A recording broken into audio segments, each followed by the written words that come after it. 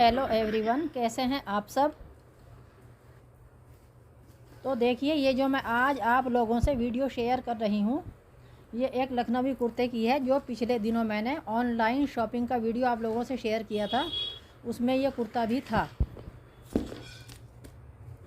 तो इस कुर्ते की लंबाई और चौड़ाई मेरी फ़िटिंग के हिसाब से काफ़ी ज़्यादा है, लेकिन मैं जब भी कोई रेडीमेड कपड़ा ख़रीदती हूँ तो अपनी फ़िटिंग के मुकाबले मैं थोड़ा बड़ा ही ख़रीदती हूँ। ये भी मैंने जानबूझकर बड़ा ही बाय किया है, क्योंकि लखनवी कुर्ते में ये ख़ास बात होती है, बीच में एम्ब्रॉयडरी होती है इसमें, तो वहाँ से कपड़ा ऊपर को खिंच जाता है और साइडें इसकी लटक जाती हैं। तो मुझे मालूम था कि मुझको साइडें कटिंग करनी होंगी। जो लोग अपने हाथ से नहीं सिल सकते या नहीं कर सकते वो तो ऐसे ही पहन लेते हैं, लेकिन क्योंकि मैं अपने हाथ से सब काम कर लेती हूँ तो इसलिए मुझको पसंद नहीं है ये सब।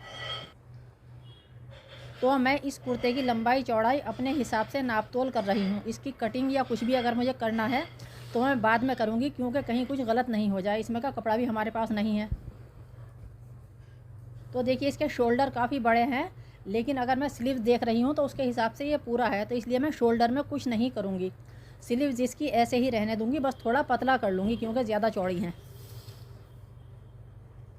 बाकी इसकी बैक और फ्रंट ये काफ़ी लंबा चौड़ा है, तो मैं इसको ठीक कर लूँगी।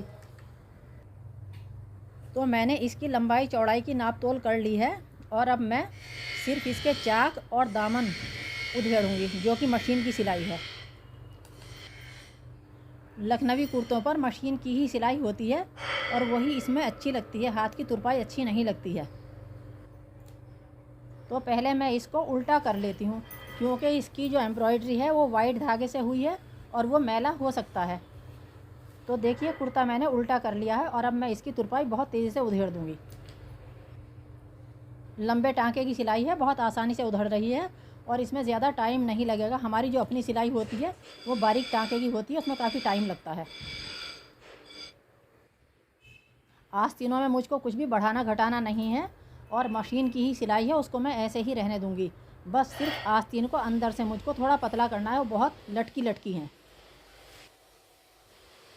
तो देखिए, मैं इस कुर्ते की दामन और चाक सब उधेड़ चुकी हूँ और अब मैं अपने कुर्ते से इसको नाप लूँगी और इस कुर्ते से थोड़ा मैं 1-1 इंच बढ़ा कर ही रखूँगी इसको, क्योंकि हो सकता है कि धुलने के बाद ये थोड़ा बहुत सिकुड़ जाए।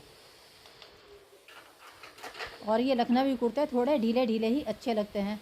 ये जो मैंने फ़िरोज़ी कुर्ता नाप रही हूँ जिससे मैं, तो ये कुर्ता फिटिंग ऐसे ही थी इसकी। इसमें सिर्फ मैंने लेस वगैरह ख़ुद से लगाई थी, बाकी कुछ नहीं किया था। तो मैं इसको 1-1 इंच बढ़ाकर ले रही हूँ। इसके दामन भी दोनों साइड से मैं आधा आधा इंच बढ़ा दूँगी। तो देखिए, नाप तोल पूरी हो चुकी है। जो हमें पैमाइश करना थी वो हमने कर ली है। अब हम मिल्टन चौक से इसमें निशान लगा देते हैं। तो देखिए, कुर्ते में निशान मैंने दोनों साइड लगा दिए हैं। अब मुझको इसकी आस्तीन कितनी पतली करनी है, आस्तीन में भी एक बार ही निशान लगा देती हूँ। कुर्ते की लंबाई चौड़ाई क्योंकि काफ़ी ज़्यादा थी, तो उसी हिसाब से आस्तीनें भी बनी हुई थी। तो देखिए, निशान वगैरह सब मैंने लगा लिए थे और अब मैं इसको सिलना शुरू कर रही हूँ। मैंने इसकी सिलाई को दोबारा से पीछे लौटाकर पक्का कर लिया है और अब मैं बहुत जल्दी इसको करके निपटा दूँगी। और इस कुर्ते में से साइडों में से मैं कपड़ा नहीं निकालूंगी, ना ही आस्तीनों में से निकालूंगी। जो मैं दबा रही हूँ वो ऐसे ही रहने दूँगी। सिर्फ चाक, ये जो साइडें होती हैं, और दामन में से जो फालतू कपड़ा होगा उसको कटिंग करूँगी। तो देखिए, सिलाई हिप्स वाला जो हिस्सा होता है यहाँ तक आ गई है, लेकिन मैं एक बार इसको फिर से नाप लेती हूँ कि कहीं हमको फिर दोबारा से उधेड़-बुन नहीं करनी पड़े। निशान बिल्कुल ठीक लगे थे, सिलाई बिल्कुल ठीक आ रही है। अब मैं इसको दोबारा से लौटाकर पक्का कर देती हूँ। तो देखिए, एक साइड हमारी हो चुकी है। अब मैं दूसरी आस्तीन की तरफ से सिलाई लगा रही हूँ और इस आस्तीन की सिलाई भी मैं पीछे लौटाकर दोबारा से पक्का करके ले जाऊंगी। तो सिलाई हिप्स तक आ गई है। मैं एक बार और नाप लेती हूँ। अगर मुझको कुछ कम ज़्यादा लगेगा तो मैं मिल्टन चौक से निशान लगा दूँगी और उतना ही मैं दबा दूँगी। हालांकि निशान मैंने ठीक लगाया था, लेकिन फिर भी दोबारा से मैंने इसमें थोड़ा सा किया है। और अब मैं सिलाई को पक्का कर रही हूँ। तो देखिए मशीन का काम पूरा हो चुका है। अब हम मशीन को उठाकर एक साइड रख देंगे और जो इसमें एम्ब्रॉयडरी के डोरे हैं लगे हुए, पहले हम उनको काट देते हैं, क्योंकि वो फिर पहनते में हमें परेशान करेंगे। तो चलिए अब हम प्रेस ले लेते हैं और इसके चाक और दामन जो हमने उधेड़े हैं उनको हम प्रेस से सीधा कर लेते हैं, ताकि उनकी कटिंग बआसानी ठीक से हो जाए। तो चलिए इसको एक बार फिर से नाप लेते हैं और फिर उसके बाद जितनी लंबाई हमें कुर्ते की रखनी है हम उतने ही लंबाई तक इसको प्रेस से मोड़ देंगे निशान लगाकर। अब मैंने कुर्ते की जो साइडें होती हैं, जिनको चाक बोलते हैं, उनको स्केल से नाप लिया है और अब मैं इसको मोड़ रही हूँ और इसको प्रेस से दबा दूँगी, निशान पड़ जाएगा।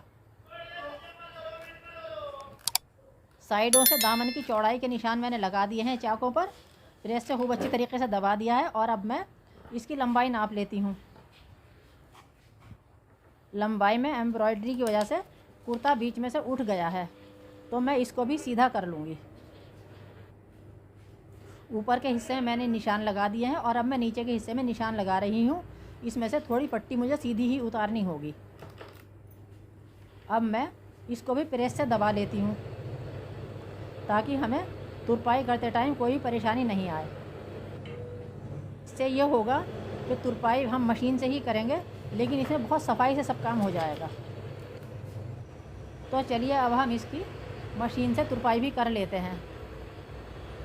पहले हम जो मोड़ होगा उसकी तुरपाई करेंगे, फिर नीचे की एक एक सिलाई जो लगाएंगे किनारे की, वो हम बाद में लगाएंगे। तो देखिए चाक को मैं ऊपर से तुरपाई करके ले आई हूँ, लेकिन अब ये कुर्ते का कोना आ गया है। नीचे का हिस्सा जो होता है उसको मैं एक साथ मोड़कर सिलाई लगाकर चलूँगी, क्योंकि दामन में बहुत खूबसूरती से सिलाई आनी चाहिए, वरना ये बहुत ही गंदा लगेगा। मैंने कुर्ते की एक साइड मशीन से फोल्ड कर दी है और अब मैं दामन की तरफ सिलाई करूँगी। तो चलिए हम इसको घुमा लेते हैं। तो कुर्ते की साइडों की और दामन की एक एक सिलाई तकरीबन लग चुकी है। अब हम इसकी जो किनारी वाली सिलाई होती है वो लगाएंगे। तो चलिए किनारी की सिलाई लगाना शुरू करते हैं।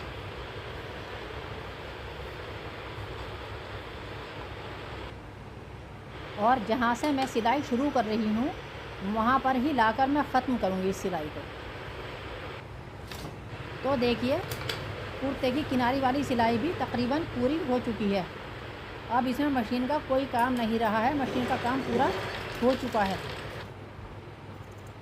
अब मैं कुर्ते की साइडों में जो फालतू कपड़ा है, क्योंकि उसको कटिंग कर कर निकालूंगी नहीं, तो मैं इसमें एक एक कट लगा देती हूँ दोनों साइडों में। उससे कुर्ता ऊपर को नहीं सिकुड़ेगा, उसमें सिलवटें नहीं पड़ेंगी। तो देखिए कुर्ता बिल्कुल तैयार हो चुका है, मैंने सीधा कर लिया है और अब मैं इस पर प्रेस कर रही हूँ। उम्मीद है आप लोगों को मेरी वीडियो पसंद आई होगी। आप लोग मेरी वीडियो को लाइक कीजिएगा, और वीडियो बहुत मेहनत से बनती है, सब्सक्राइब करने में कुछ नहीं जाता है। जिन लोगों ने सब्सक्राइब नहीं किया है वो मेरे चैनल को सब्सक्राइब भी कीजिएगा। तो देखिए कुर्ता प्रेस होकर तैयार हो चुका है और मैं अपनी वीडियो का टोटल काम खुद ही करती हूँ। मैं आगे से और भी अच्छा करने की कोशिश करूँगी। मिलते हैं अगले वीडियो में। Thank you.